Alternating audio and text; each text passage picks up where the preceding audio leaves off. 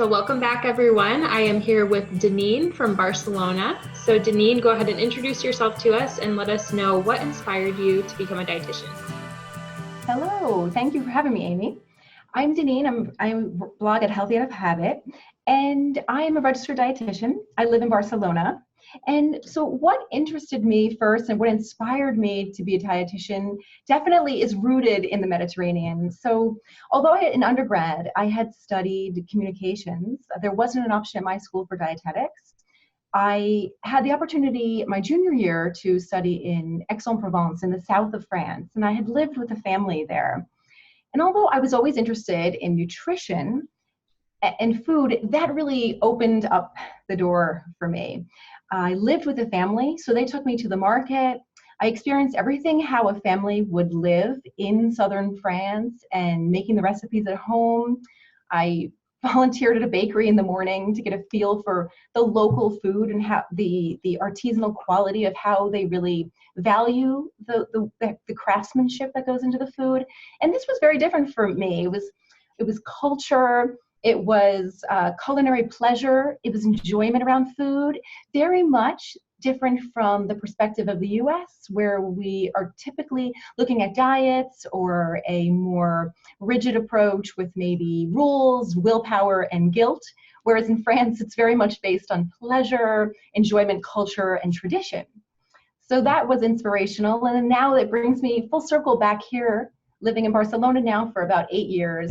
Still rooted in the Mediterranean, and it continues to inspire me every day because just their eating approach and the mindset is so enjoyable and so pleasurable, and they're one of the healthiest people to model.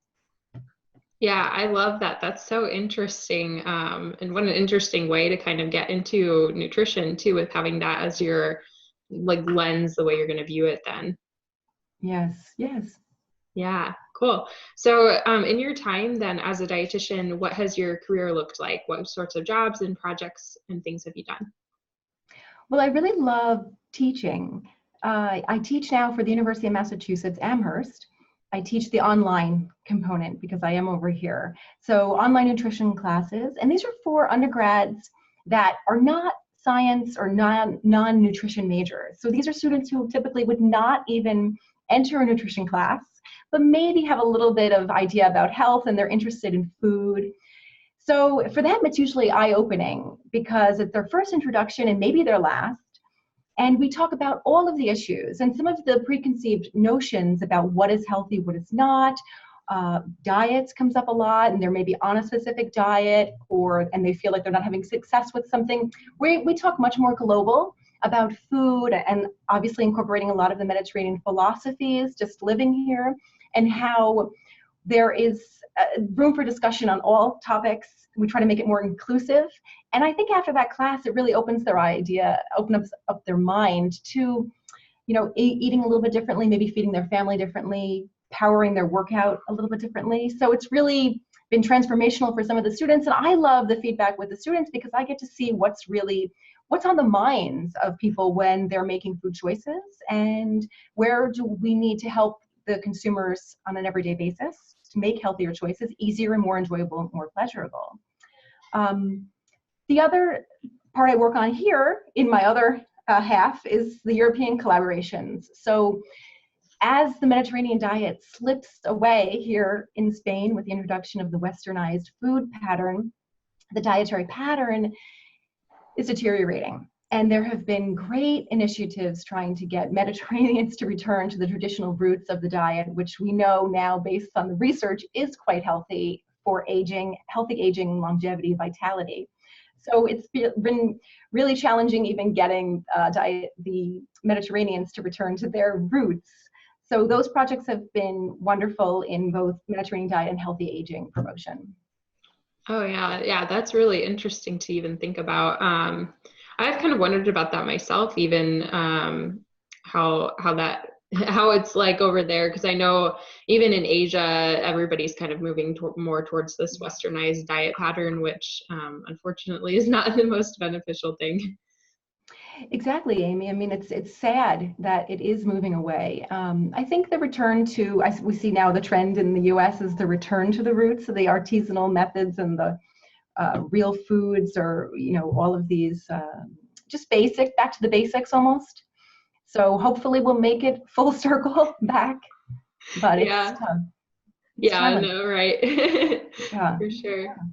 Cool. Well, what excites you most about your work in nutrition then?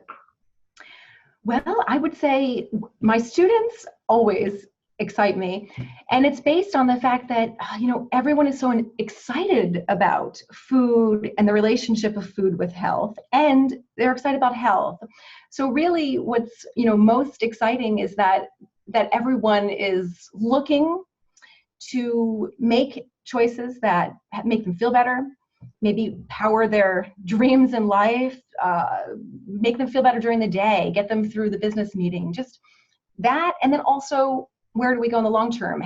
How do we age healthier and live longer and just really feel good? So they motivate me because the public wants to know more and more. So we have to learn more and more, and we have to meet them where they are, exactly where they are, and help them for the next step ahead, whatever they need us to do for that. So I like to always keep in touch with what are the needs of everyday, people at the supermarket. Yeah, definitely, for sure. So if somebody is thinking about becoming a dietitian, what would be kind of your first line of advice for them? Definitely be true to yourself. You want to, the reason you went into it is probably because you're very passionate about one aspect of it, or you feel that you have a strength in one area, and really own that. I think it's so easy to become influenced by whether it's hot topics, themes, what everyone else is doing. And really what we want from each dietitian, right, is your unique quality at being the best you're really good at, right? Whatever you're the best in, be the best at it and own it. And really just, guiding yourself along your own pathway. And it's very challenging because there are so many different ways to approach it. But I think if you always keep your inner, strength and your mission to guide you, then I think you really can help your clients, your patients, your students even better, because you're grounded in why you're there, your why, your mission. Yeah, no, definitely. And I would say even most dietitians kind of feel that dietetics is almost a missional profession. And so being rooted in your why really can be really powerful for your clients or your patients or students or whoever you end up working with. Yeah. Yeah, absolutely. I think it brings out your best self when you're the most confident, and because we can always learn, what we need to learn to move forward, but you have to really keep it enjoyable, because it's going to be enjoyable for them if it's enjoyable for you. And we have to keep, being stimulated and excited about the topics, Yeah, definitely. Great. Well, thank you, Denine. And where can we get in contact with you if we want to learn more, and tell us about anything else you want us to know? Sure. Thank you, Aimee. I appreciate the opportunity. I think it's a great service for the dietitians, and everyone get a glimpse into the real life of dietitians. So I blog at healthyoutofhabit.com. I'm also on Instagram at healthyoutofhabit. Facebook is Healthy Out of Habit, or on Twitter is my name, Denine Stracker.